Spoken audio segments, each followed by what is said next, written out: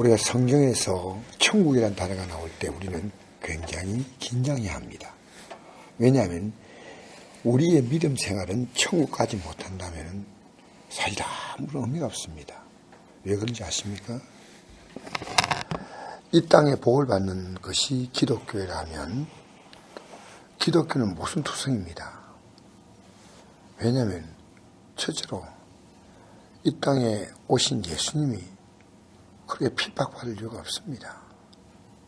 그리고 기독교인이 수없이 많이 그렇게 어려움을 당하고 순교를 당하고 그런 일들은 있으면 안 됩니다. 이 땅에서 가장 잘 사는 사람이 기독교인이요, 가장 복받은 사람이 기독교인이요, 가장 성공한 사람이 기독교인이 되어야 됩니다.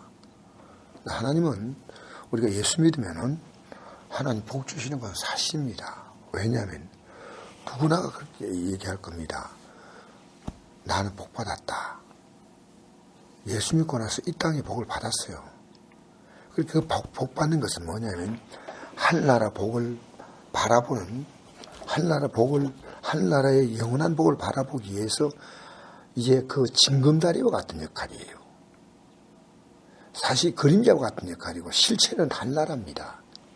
그래서 오병이의 기적 보시면 알지 않습니까? 군중들이 배가 고파서 이렇게 힘들어할 때 예수님은 보리떡 5개와 물고기 2마리를 가지고 그 한 손에 도시락이죠. 그걸 간절히 축복하고 나누어 주었더니요. 모인 군중이 한 2만 명 정도, 이렇게 여자 아이 외에 남자만 20살에서 60살까지의 그 장년이 5천 명이니까 여자와 아이 외에 이렇게 말했거든요. 그러니까 한 2만 명쯤 되는 엄청난 무리가 먹었습니다. 배부르게. 근데 예수님께서 다음날 이 사람들이 예수님을 찾아왔을 때 그들은 아마 어제 먹을 것에 대한 기대를 가졌을 것 같아요. 그 당시에 이 이스라엘 나라가 로마의 이 압제를 당하고 있기 때문에 그 먹는 문제가 굉장히 심각한 그런 시대입니다. 그런데 예수님께서 찾아온 그들에게 또 떡을 주지 않았습니다. 그리고 말씀하십니다. 내가 썩는 양식을 얘기하지 말고 영생하는 양식을 얘기하라. 이 양식은 인자가 너에게 준다. 인자가 누구냐? 예수님. 그리고 내 피를 먹어라, 마시라. 내 살을 먹어라, 내 피를 마시라. 이것이 너에게 진정한 생명을 주는 것이다. 그러니까 사람들이 뭔 이런 이상한 말 하나, 왜 우리 보고 자기의 살을 먹으라고 피를 먹으라느냐 하고 다 떠났습니다. 다 떠나갔어요. 그러니까 기독교는요, 결국 예수님의 십자가의 죽음을 통해서 우리가 그 공로로 말미암아 하늘나라를 가는 겁니다. 그걸 이제 깨달은 거예요. 그 십자가의 죽으심이 사건이 뭐냐면 내가 얼마나 죄인인 것을 깨닫게 하시는 거예요. 왜냐하면 내 죄값이니까요. 그래서 예수님은 십자가에서 자기가 피를 쏟으셔서 우리를 용서하시고 생명을 내놓으심으로 우리에게 영원한 생명을 주시는 줄 믿습니다. 그래서 하나님은 이 땅에서 우리가 잘 사는 방향으로 이끌어가는 게 아니라 바로 살아가는 방향으로 이끌어갑니다. 어떻게 바로 살아갔냐? 천국을 향해서 가도록. 천국.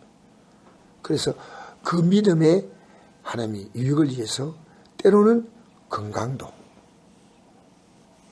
때로는 물질도, 때로는 사업도, 직장도 하나님의 어려움을 주셔서 그것이 결국 우리가 주님께 나갈 수 있는 그와 같은 길을 여는 겁니다. 그래서 야고보서 1장 2절 보니까 너희가 여러 가지 어려움을 만나거든 온전히 기쁘기라. 이런 너희의 믿음의 시련이 인내를 만드는 줄 너희가 압니다. 인내를 온전히 이루라. 이런 너희를 온전하고 구비하여 조금도 부족함이 없게 하려 함이라.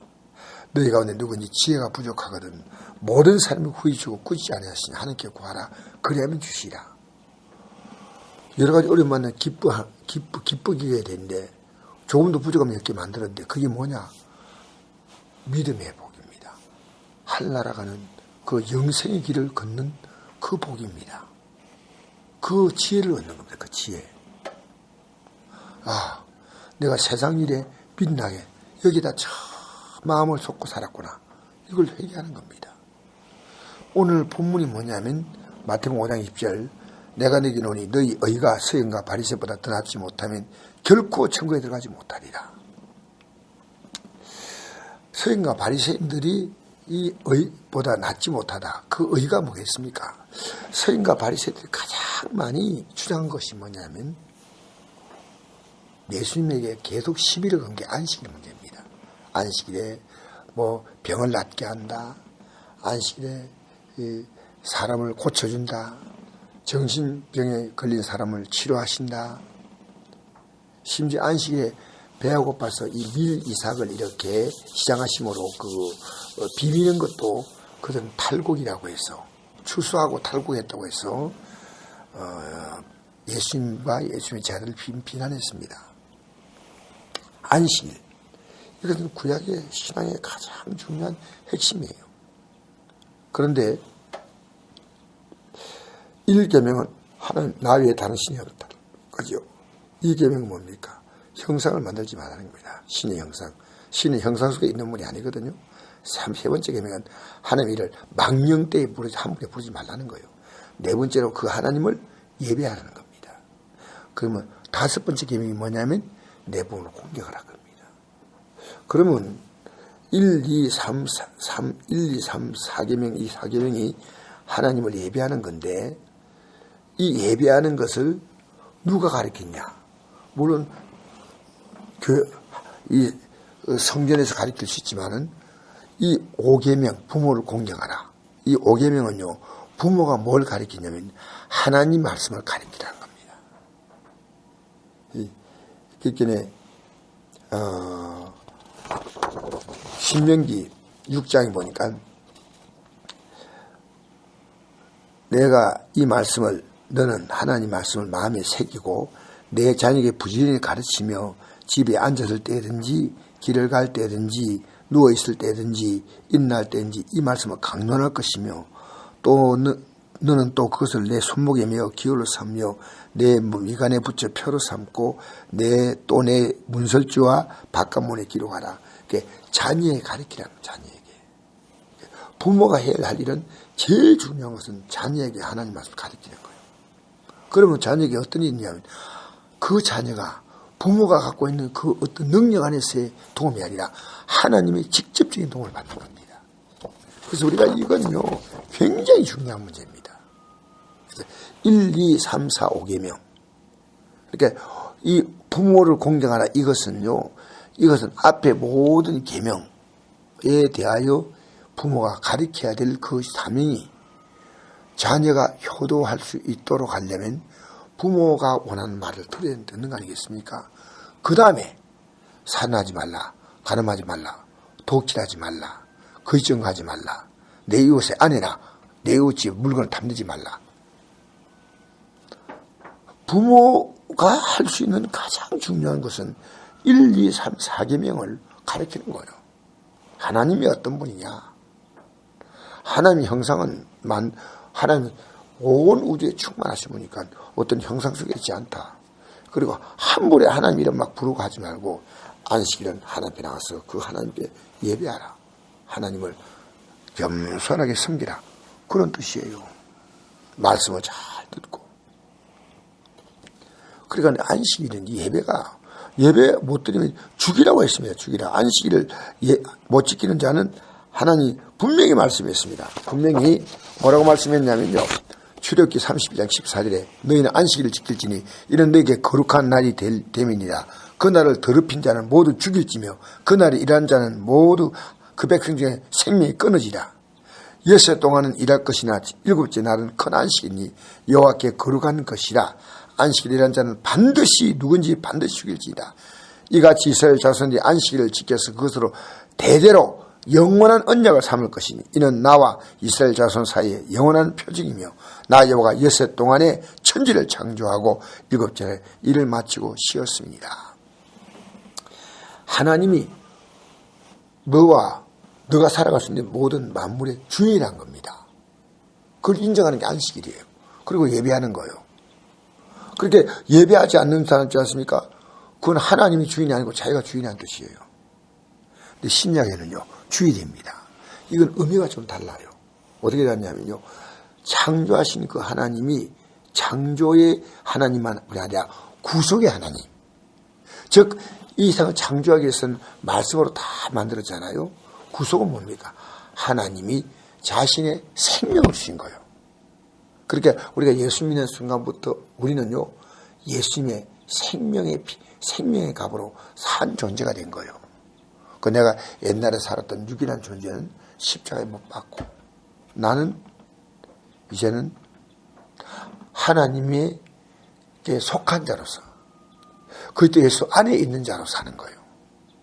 그리고 우리의 삶 전체가 어떤 의미에서는 하나님 안에 속한 자입니다. 구약은 이 주일 외에는 다른 날은 상당한 죄가 있습니다. 특별한 그 큰 죄가 아니면 그렇게 자기의 삶을 살아가면서 그 삶을 사는데, 신약은 그렇지 않습니다. 우리는 예수 그리스도 안에서 십자가가 뭐냐, 우리가 세례받는 게 뭐냐, 과거가 죽었다는 겁니다. 이제는 하나님께 완전히 속한 자로 살아가는 거예요. 그러니까 주일은 뭐냐면요, 그 속한 자로 살아가는 사람들이 이 우리의 삶 전체가 속했지만은 특별한 날 택해서 모여서 이제 서로가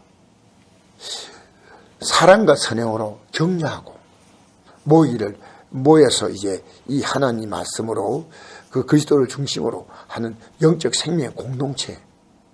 그래서 한 주간 동안 지쳐있는 그들을 막 서로 일깨워주는 겁니다.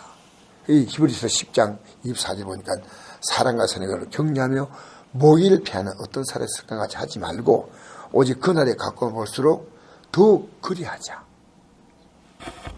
우리는요, 지금 그날을 바라보고 살아가는 사람들이에요. 근데 지금 보십시오. 우리가 이것이요, 지금 예배를 안 드린다는 것은, 사실 영상 예배를 잘 드리면 괜찮겠지만 그거 쉽지 않습니다. 목사님도 이미 성도가 없습니다. 그러면 생명의 커뮤니케이션이 이루어지지 않아요. 생명의 소통이 이루어지지 않습니다. 아마 여러분도 그럴 겁니다. 제가 이렇게 음성으로 듣는 거하고 영상으로 듣는 거하고 또 직접 새벽에 나와서 말씀 듣는 거하고는 엄연히 다릅니다. 엄연히 다릅니다. 많은 차이. 물론 보완적인 수단을 하지만은 그들이 모였어요. 얼굴과 얼굴을 대하여 보는 겁니다. 그래서 이 민수기 6장 21을 보면요, 복을 줄 때 어떻게 복을 빌냐면요, 그 얼굴을 내게로 향하여 드사라. 얼굴. 그 얼굴을 내게로 향하여 보시면서 복을 준다는 겁니다. 그래서 우리는요, 지금 영상 예배 자체가 사실은 예배다운 예배가 안 됩니다. 어쩔 수 없지만은 참 안타까운 일입니다. 다행스러운 것은 한국에 대형교회가 350개쯤 있다고 합니다. 대형교회라면 한 몇천 명, 10,000명 이상 모이는 그런 교회 아니겠습니까? 큰 교회가. 근데 전 대형교회가 다 문 닫는 줄 알았더니 그렇지 않아요. 250개 교회가 문 닫고, 약 240개가 교회가 문 닫고, 110개인가 100개인가 모르겠어요. 그 교회는 문을 열었어요. 근데 문을 열는데 성도들이 구름대처럼 모여드는 거예요. 한국 교회가 희망이 있어요. 지금 우리 교회가 주일날 38명이 문주 나왔어요. 정말 저는 그분들이 못 나오는 여러 가지 믿음도 환경도 여건도 여러 가지 이해하려고 하지만 제가 이해를 다 할 수는 없습니다. 하나님만이 아셔요. 우리 교회가 안타깝게 이 성도들이요, 주일 학생부터 다 모여야 됩니다. 오히려 이럴 때, 바이러스가 창궐할 때, 여기 움츠린 사람들에게 우리는 담대하게 말합니다. 하나님이 바이러스를 멈출 수 있다고. 오히려 이 바이러스를 벌벌 떠는 사람들 소에 이렇게 끌려가면 안 돼요. 담대하게. 우리는 예수님이 어떤 분인가? 이 바이러스를 멈출 수 있는 분이에요. 이 바이러스를 시작하게 한 그 동기를 갖고 있는 분이요. 이 멈출 수 있는 결정적인 시간을 갖고 있는 분이 주님이십니다. 그럼 우리는요, 이번 기회를 통해서 오히려 우리 약함을 알고요.